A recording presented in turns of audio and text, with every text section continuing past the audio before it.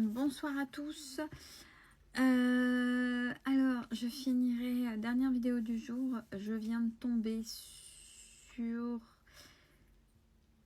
quelque chose de terrible en fait. Bon, c'est vrai que sur les réseaux, il faut faire attention. Comme je dis, tout en tirage de cartes, faites preuve de bon sens et de discernement. Moi, je vous l'ai déjà expliqué, donc si vous faites partie de ma communauté, vous le savez. Si vous êtes nouveau, je tiens à le dire parce que j'en ai des frissons, je fais des bonds de 5 mètres quand je vois ça. Il y a des gens qui s'amusent à vous donner des rituels de retour à l'envoyeur. Est-ce que vous savez ce qu'est le retour à l'envoyeur ? Quelles en sont les conséquences?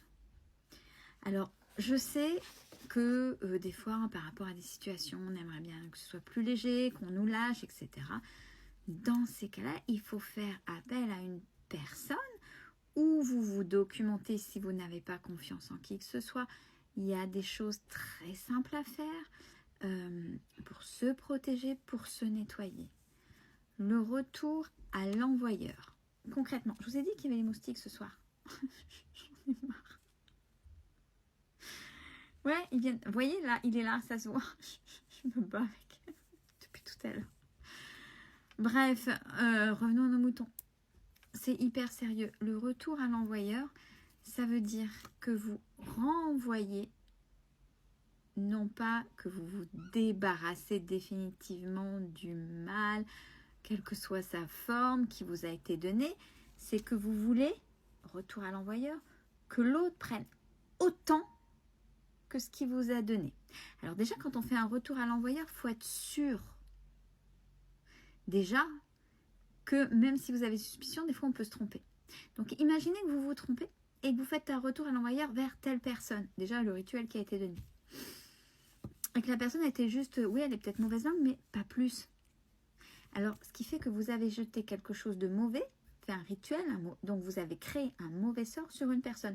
Ah, vous êtes sûr que le retour à l'envoyeur par le karma, vous allez le payer. Ça va revenir vers vous, mais de manière démultipliée.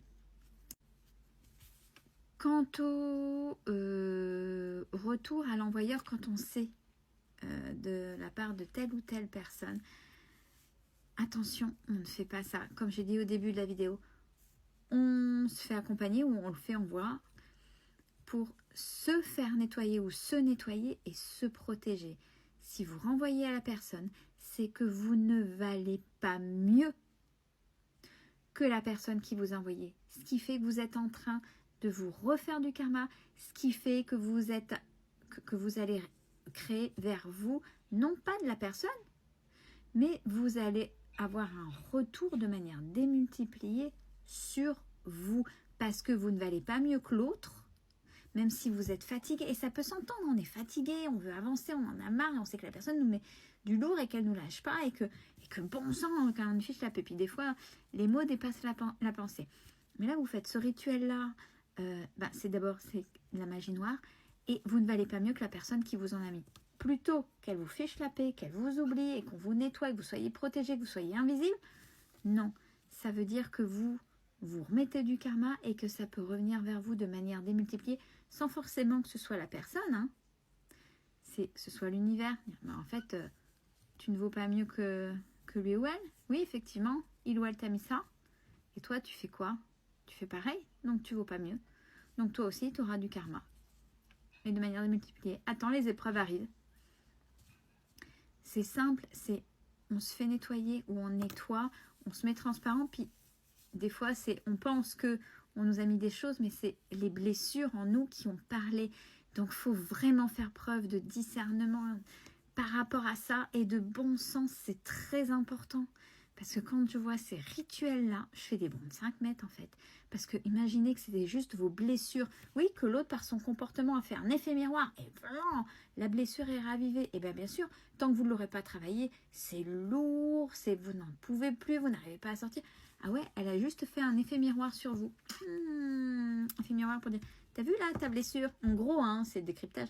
T'as vu, même si c'était la pire des personnes, effectivement la pire des personnes, mais c'est pour vous montrer, ouais, t'as vu, t'as pas mis tes limites, tu t'es pas fait respecter, mais vous avez cru que c'était, vous voyez, mais en fait en faisant le retour, alors, et ça revient toujours à la même chose, vous n'êtes pas mieux que la personne, vous n'avez pas compris que c'était vos blessures qui avaient parlé, donc des fois sans que la personne ait mis quoi que ce soit, même si elle était mauvaise, mais qu'elle est venue chercher quelque chose qui faisait déjà mal à l'intérieur depuis longtemps et qui est une de vos problématiques à régler, pour pas que quand il y a une situation qui revient, ce soit comme ça aussi à vif, mais que vous arriviez à contrôler.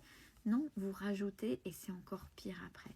Donc surtout, surtout, surtout parce que quand j'ai vu, merci, enfin je vais me libérer. Oh, mais attention à ce que vous faites, c'est un grand n'importe quoi. Et c'est ce qu'on appelle du mauvais œil, de la magie noire, peu importe le nom, mais c'est ça. Et en faisant un retour à l'envoyeur, vous n'êtes pas mieux, vous ne valez pas mieux. N'oubliez pas, question de valeur, et je mérite, et quelles sont mes valeurs. Vous ne valez pas mieux que la personne qui, quand vous êtes sûr, vous l'a envoyé. Si ce n'est pas un effet miroir et si ce n'est pas juste parce qu'elle pense mal par rapport à vous. Réfléchissez-y et attention à ce genre de rituel.